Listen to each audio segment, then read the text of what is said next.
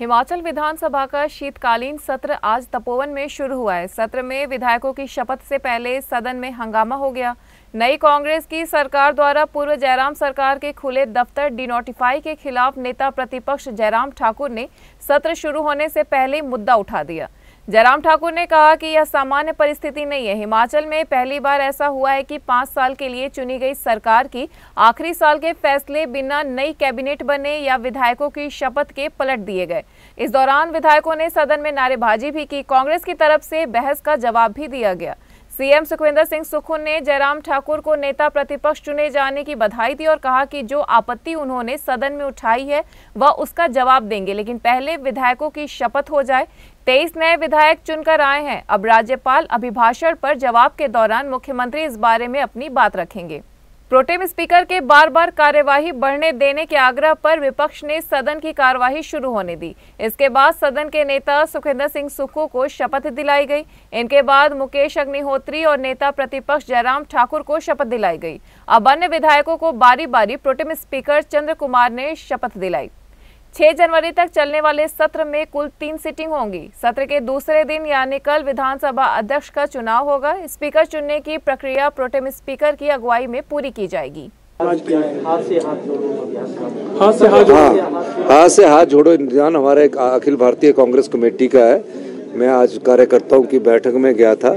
वो एक जो देश में नफरत की बात पनपी है, जो राहुल गांधी ने नफरत छोड़ो भारत जोड़ा यात्रा का शुभारंभ किया है, उस संदर्भ में अगला जो हमारे अभियान की है वो हाथ से हाथ जोड़ो, यानी कि दिल से दिल जोड़ो, हाथ से हाथ जोड़ो। इस अभियान का शुरुआत आज हिमाचल प्रदेश में हुई है, तो उसका मैंने आज शुभारंभ किया है। सर, लगातार विपक्ष मांग कर रहा है कि जो है मंत्रिमंडल का गठन सरकार कर नहीं पाई है और डिनोटिफाई करने के लिए पहल कर रही है, और कहीं ना कहीं बदला बदले की भावना से जो है वो कार्य जो है वो सत्ता में आते ही 25 दिन की सरकार कर रही है।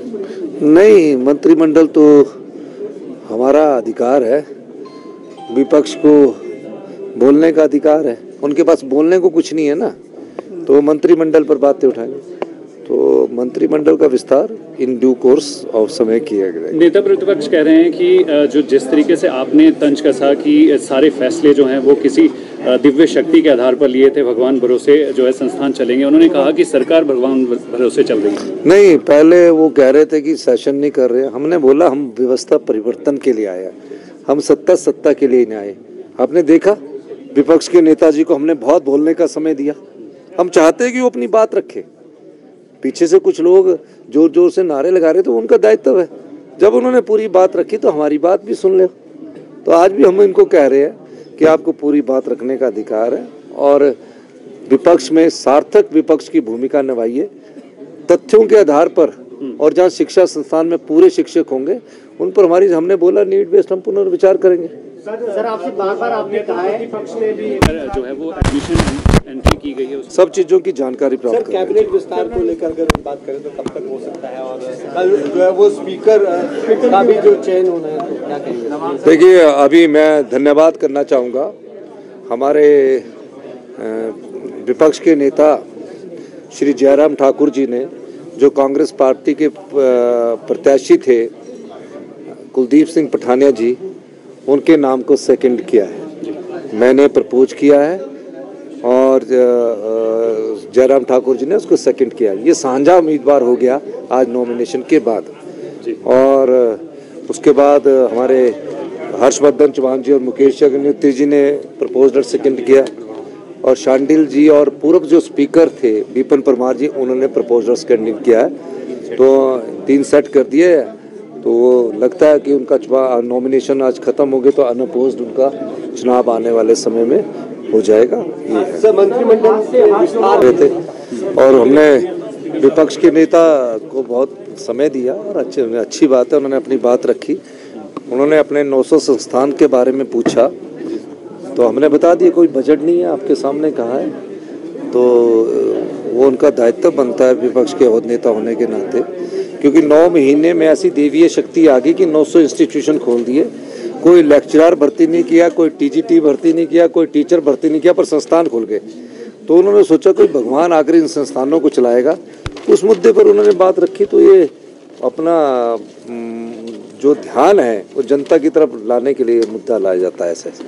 सर क्या मेरिट के आधार पर सरकार बहाल कर? देखिए, हमने बोला नीड बेस्ड जहाँ होगा, पहले हम शिक्षकों की भर्ती करेंगे। हम जहाँ सरकारी ऑफिस बंद किए गए वहाँ सरकारी कर्मचारियों की भर्ती करेंगे और बजट आने पर हम उसमें बजट का प्रावधान करेंगे और जहाँ हिमाचल के लोगों की जरूरत होगी वहाँ उन संस्थानों पर पुनर्विचार करके मेरिट के आधार पर खोला सर, भर्तियों में जो घोटाला हुआ है उसमें अभी देखिए, मैं तो समझ नहीं पाया कि इतने संस्थान खोलने से पहले भर्तियां की जानी चाहिए थी।